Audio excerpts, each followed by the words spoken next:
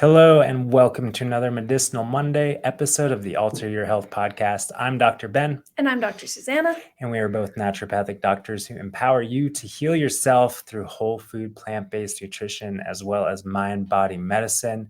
And today is a big episode talking all about your adrenals. The adrenals are maybe one of the most mysterious and trendy and popular organs to talk about. And that's for good reason, because they're really integrally connected with all aspects of our physiology, because they're really essential component of our endocrine system and our autonomic nervous system, both of which are sending impulses and signals and messages, communicating to our whole body, every single cell. So of course, we're going to be talking about cortisol, adrenaline, circadian rhythm, caffeine, and a lot of other things that might be kind of controversial or sensitive points when talking about stress and our body's resilience. Yeah, and listen up, especially if you're someone who might have sleep issues, maybe you have fatigue issues, energy issues, or maybe you experience a lot of anxiety, also kind of that like wired kind of sensation in the body, because all of those kind of symptoms or sensations can be linked back to adrenal dysregulation dysfunction. Yeah, so I want to kind of unpack some of the terminology first, because of course things like adrenal fatigue, adrenal burnout, adrenal insufficiency, what other words do people use to describe adrenal health? Well, I think the most accurate is HPA dysregulation, which is, of course, is hypothalamic pituitary adrenal. HPA axis, that's kind of like the axis of our autonomic sympathetic stress response. Yeah, I think you covered most of the terms. Okay. Yes. But of course, anyone who has fatigue, who has sleep issues, who's tired, who's feeling burnt out, anyone who has any of those symptoms and goes to like a functional medicine doctor, a naturopathic doctor, there's probably going to be a conversation around adrenal health and adrenal support and what we can do to create more resilience and strength and balance of our adrenal glands. And let's just face it, like right off the bat, a lot of people jump right to some adaptogenic herbs, which adaptogens are a class of phytonutrient constituents that have been studied to show some effect on boosting adrenal function. So like they get a lot of hype, and there's some space and utility for them for sure. But most people, like, they're not deficient in adaptogenic herbs. That's not what's leading to their adrenal imbalance.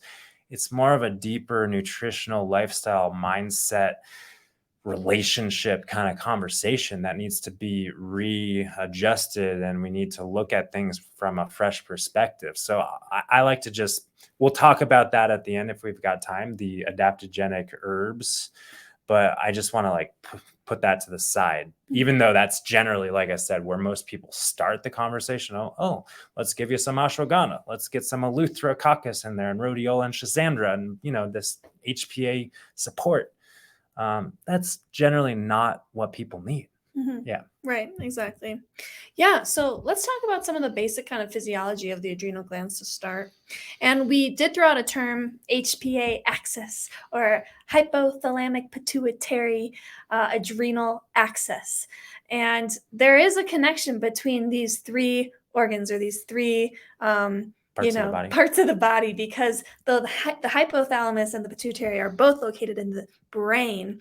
They communicate with each other via hormones, but the pituitary communicates with the adrenals by knocking on the door of the adrenals and saying, hey, looks like your body is under some stress. Will you produce some cortisol for me? Will you produce some adrenaline or noradrenaline for me? The body needs that. Well, I also want to point out that that's kind of what the adrenals are known for. Mm-hmm. That activation of the sympathetic stress response by creating and releasing adrenaline and cortisol. But the adrenal glands do more than that, right? There's oh my gosh, I forget. Is it the adrenal cortex or the adrenal medulla that's responsible for the cortisol and the adrenaline? Salt, sugar, sex, because the adrenal glands do help to regulate Salt, the sodium. aldosterone, so our Mhm. sodium levels. Our adrenal glands are also responsible for regulating blood sugar levels through, of course, cortisol. And adrenal glands are responsible for regulating some degree our sex hormones via DHEA, a hormone that kind of modulates both male and female sex hormones. And then the adrenal medulla, I don't know. It doesn't matter. We didn't refresh our physiology. There's anyway. You're seeing our humanness here, but there's different parts and functions of our adrenal glands, and the fact is that like our adrenals some produce hormones and some produce neurotransmitters. Well, actually, all right. Susanna's bringing another thing. So adrenaline is both a hormone and a neurotransmitter. It's a neurotransmitter when released in the brain and a hormone when released elsewhere in the body. So that's the distinguishment between neurotransmitters and hormones. Mm-hmm. But anyways, just all that to say that the adrenals do more than stress us out. Okay, they're responsible for balancing other aspects of our physiology, but we're going to talk mostly about stress because that's where things get sticky and complicated. And of course, that HPA axis is responsible for turning on our sympathetic stress response. But not only that, our HPA axis is responsible for waking us up, like quite literally in the morning. The reason why our eyelids open up, the reason why we are able to get out of bed, and the reason why we're able to function in our world is because our HPA axis turns on every day, like clockwork, hopefully, to keep us alert, to wake us up, to allow us to function. And we're talking about the circadian rhythm. So that sympathetic stress response, the cortisol, the adrenaline, is also a normal, healthy, and you probably knew this, a normal, healthy part of our, balanced circadian rhythm, right? But as with any rhythm, there should be a rhythm to it, and our circadian rhythm should be our HPA axis, our adrenals should be functioning higher in the morning, getting the cortisol circulating in our bloodstream and, mobilizing blood sugar and waking us up and making us feel alert and, ready to take on the day. And then as the day progresses and as the night comes, once things get dark, that's of course brings us to the other side of the circadian rhythm, which is the pineal gland's release of melatonin that helps to make us drowsy. And it's really that darkness that is responsible for balancing and setting our circadian rhythm, the darkness and the light. Right. And you're also bringing up a really important point that I think is important to emphasize, which is that we actually need good, healthy production and secretion of cortisol. If we don't have it, then we don't get that wakefulness in the morning. We don't get that impetus to get out of bed. We, feel drained. We are dragging through the day. So cortisol is not just bad. We hear about cortisol's bad effects all the time, right? But it's not just bad. We need it. But at the same time, we don't want to be secreting it in unnecessary situations. We don't want to be secreting it all throughout the day, especially as we are winding down and preparing to go to bed. So let's talk about some of the ways, like if I wanted to throw my adrenals out of whack, what would I do? What would I do? How would I most effectively throw my adrenals out of whack? Well, the first thing is that I would consume things either mentally or nutritionally, like psychically or physiologically, that increase cortisol during times of day where I should have lower cortisol, which is, afternoon and evening time. So of course that the most reliable way, nutritionally to increase our cortisol is by consuming caffeine. And so, of course, the worst thing the best thing I could do to most effectively throw my adrenals out of whack is drink caffeine late in the day. But really, if you think about just the just the balance, the fine-tuned balance of the human body, and how it balances itself and how it's aligned with nature. If we consume caffeine, in any considerable amount at any point in the day, it's like we've got this if you're looking at the video, it's like we got this natural like rhythm. And then caffeine kind of throws a big spike into our rhythm. And then of course we're going to have to figure out how to balance that out. How to allow our body to balance that out and detox it and process it.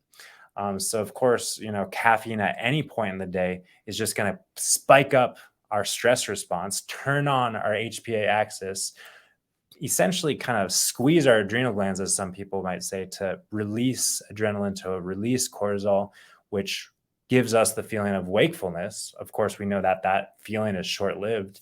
And you might also say it's kind of synthetic because it's just chemically created. We're not actually giving our body any energy.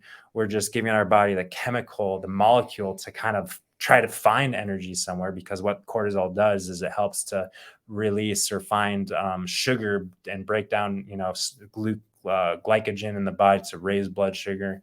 So that's where the energy fundamentally comes from. So if we want energy, then we should consider eating energy, not eating or drinking some sort of molecule that goes in your body and tries to find some energy in the form of sugar. So of course, we're talking about like eating a piece of fruit, eating, I don't know, what else? A potato, so a cup of beans, If a you meal. haven't eaten a meal. Yeah. Yeah. So drinking caffeine is a reliable way to throw off circadian rhythm. So is staying up late or having an erratic sleep schedule where you just don't have a normal time to go to bed, a normal time to wake up. The circadian rhythm is called circadian rhythm because it's rhythm. It likes rhythm. It Mhm. likes predictability. So Yeah. going to bed every night, waking up, or going to bed every night at the same time, waking up around more or less the same time is a really helpful way to keep your circadian rhythm in balance, to keep your cortisol production and melatonin in balance. And Totally. sorry, can I keep going? Yeah. Okay. So How else would you throw your circadian rhythm and then stress your adrenals? I would, while staying up very late at night, have lots of bright screens that I'm staring right at. I would also sleep in a dark room until like 12 or 1 in the afternoon. So basically, flip-flopping our exposure to light, which a lot of people do now. They stay Yeah. up late watching Netflix or playing video games or whatever into the late night, and then they sleep in and they don't get a good boost. They don't get good exposure to sunlight in the morning. They're just staying inside all day. And so those two things are really important for keeping our circadian rhythm in balance. The first being Yeah. exposure to sunlight, especially in the morning, really helps with that morning cortisol production. Also kind of helps downstream later in the day with melatonin production at night, interestingly. But what's more important for that melatonin secretion and production at night is dimming the lights and not staring at big screens that will actually block the pineal gland's ability to secrete melatonin. Yeah. So, of course, like having that routine of sleep and wake, so key, so important. I think where we have kind of the most leverage to drain our adrenals or balance our adrenals is really how we're living, how we're relating, how we're being with ourselves when we're awake and alive and navigating through our life. So what I'm talking about is just really our state of mind. And if we're oriented more towards stressful thinking or peaceful thinking, if we're kind of living in the stress story and the drama story and the high energy story of go, stress, and maybe that might not look like, hustle and bustle, like, Wall Street traffic, like crazy, career.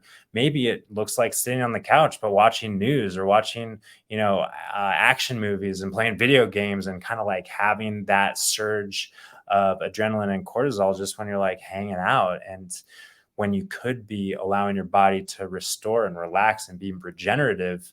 You're allowing your body to kind of get plugged into that HPA response It's not to say that that's all to say that our internal environment, of emotions and molecules comes from the inside, not what we're doing on the outside.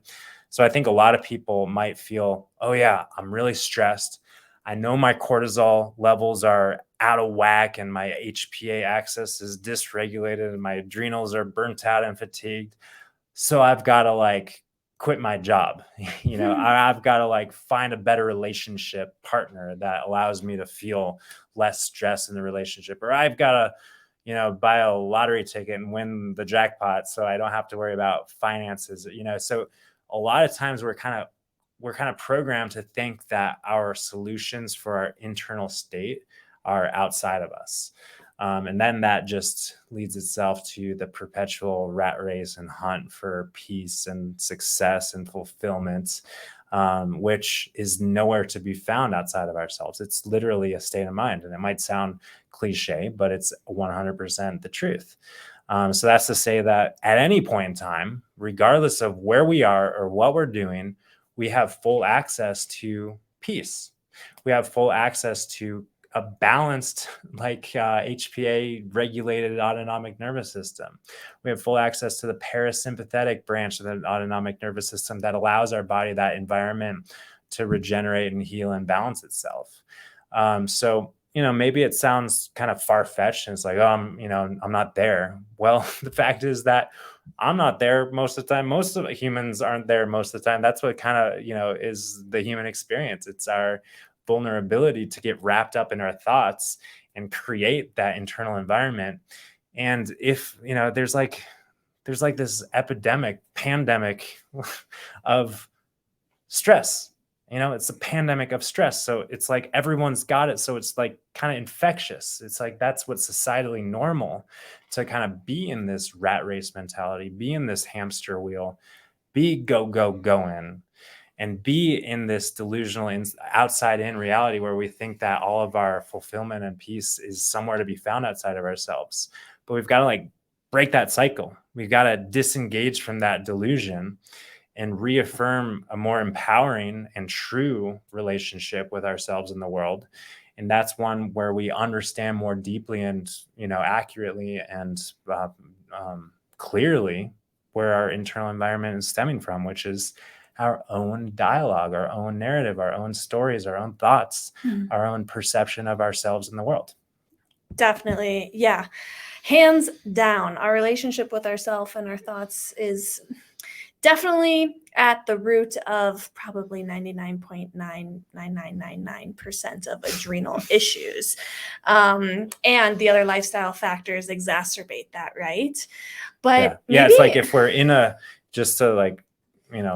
if we're in a state of stress, if we're feeling overwhelmed, overworked, unfulfilled, then we're more prone to rely on coffee and alcohol and substances and junk food to kind of like manage our state, right, in that disempowered relationship. So just like owning our power, owning our potential, owning our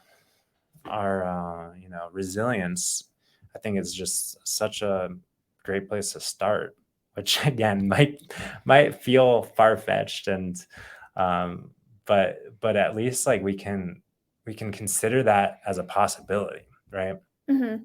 Yeah, and I'm excited to expand so much more on all of this on Wisdom Wednesday. But before we do, I do want to address some of the physical ways that people do try to support their adrenal glands. Yeah, what can we do besides just like, oh, it's all in your head, oh, just be in a peaceful state, oh, just dim your screens, and yeah, you talked about like the circadian rhythm thing, but like what else can we do? What else can we do? And I want to talk about some common things that people do try to do. And one you already mentioned is to support their adrenal glands with some adrenal nourishing herbs or adaptogenic herbs.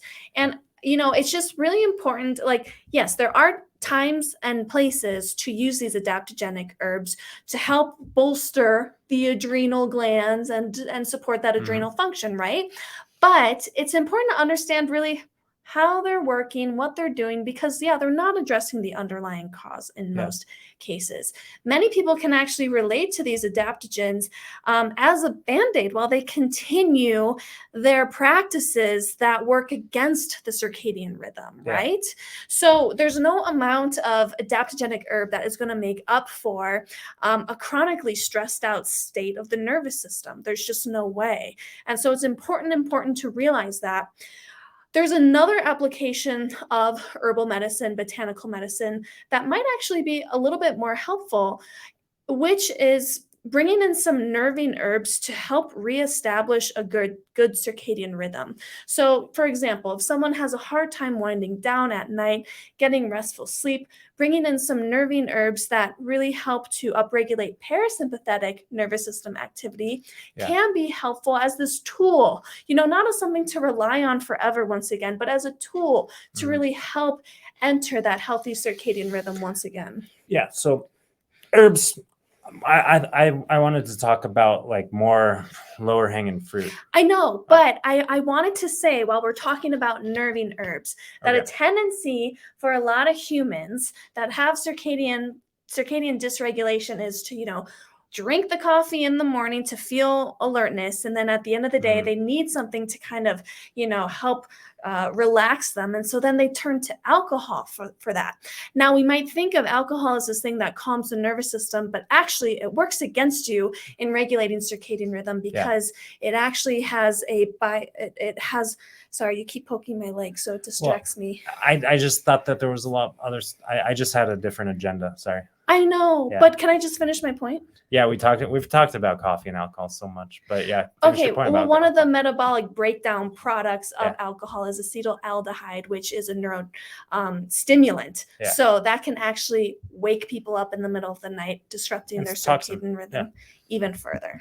So I just wanted to put that out there, that alcohol isn't a solution for circadian rhythm issues either. I think we know that. And we know that alcohol is a toxic toxin, and toxins dysregulate our physiology through many mechanisms. But nutritionally, we can also consider our food and eating to support our adrenals, because we already said that one of the functions of our adrenal glands is, of course, releasing cortisol and adrenaline, just like in a healthy way. And those hormones, those molecules, those hormones are responsible for maintaining blood sugar levels.